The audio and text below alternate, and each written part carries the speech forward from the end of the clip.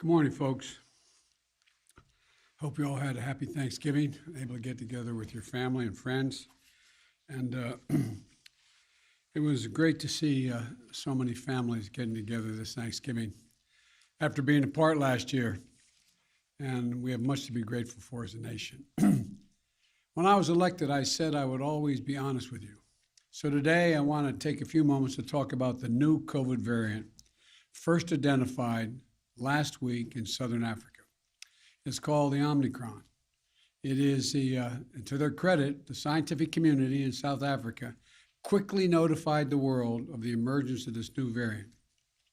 This kind of transparency is to be encouraged and applauded because it increases our ability to respond quickly to any new threats. And that's exactly what we did. The very day the World Health Organization identified the new variant, I took immediate steps to restrict travel from countries in Southern Africa. But while we have that travel restrictions can slow the speed of Omicron, it cannot prevent it. But here's what it does. It gives us time. It gives us time to take more actions, to move quicker, to make sure people understand you have to get your vaccine. You have to get the shot. You have to get the booster if you're. Sooner or later, we're going to see cases of this new variant here in the United States. We'll have to face this new threat just as we face those that come before it. Today, there are three messages about the new variant that I want the American people to hear. First, this variant is a cause for concern, not a cause for panic. We have the best vaccine in the world, the best medicines, the best scientists, and we're learning more every single day. And we'll fight this variant with scientific and knowledgeable actions and speed, not chaos and confusion. We have more tools today to fight the variant than we've ever had before, from vaccines to boosters to vaccines for children, 5 years and older, and much more. A year ago, America was floundering against the first variant of COVID. We beat that variant significantly, and then we got hit by a far more powerful threat, the Delta variant. But we took action. And now we're seeing deaths from Delta come down. We'll fight and look, we're going to fight and beat this new variant as well. We're learning more about this new variant every single day. And as we learn more, we're going to share that information with the American people candidly and promptly.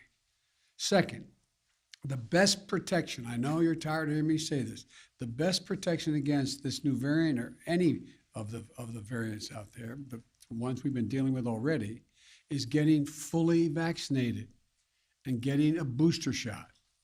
Most Americans are fully vaccinated, but not yet boosted. If you're 18 years or over and got fully vaccinated before June the 1st, go get the booster shot today. They're free and they're available at 80,000 locations coast to coast. A fully vaccinated booster person is the most protected against COVID. Do not wait. Go get your booster if it's time for you to do so. And if you are not vaccinated, now's the time to get vaccinated and take your children to be vaccinated. Every child age 5 or older can get safe, effective vaccines now.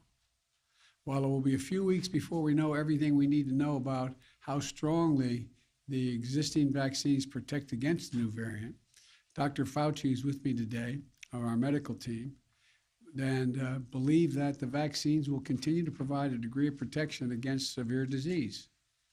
And as additional protections, please wear your mask when you're indoors, in public settings, around other people. It protects you, it protects those around you.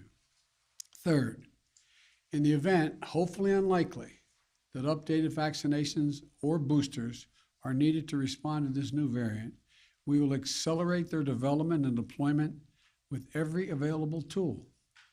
I want to reiterate, Dr. Fauci believes that the current vaccines provide at least some protection against the new variant, and the boosters strengthen that protection significantly.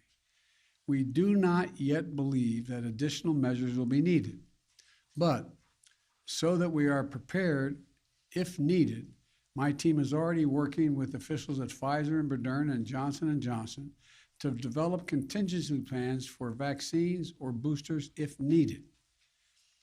And I will also direct the FDA and the CDC to use the fastest process available without cutting any corners for safety to get such vaccines approved and on the market if needed.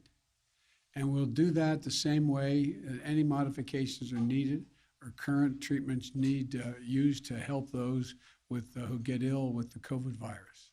Look, I'm sparing no effort and removing all roadblocks to keep the American people safe. All of this is confusing to a lot of people, but if it's confusing to you, let me close with this simple message. If you are vaccinated, but still worried about the new variant, get your booster. If you aren't vaccinated, get that shot. Go get that first shot. My team at the White House will provide me with daily updates this week.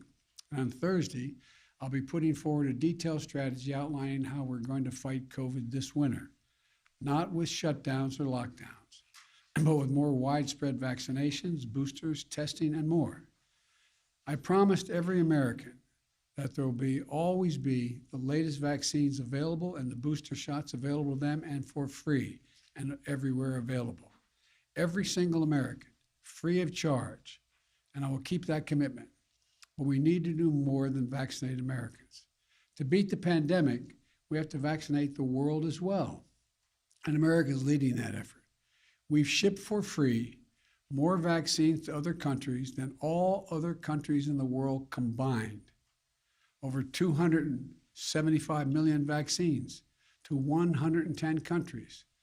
Now we need the rest of the world to step up as well. Let me be clear.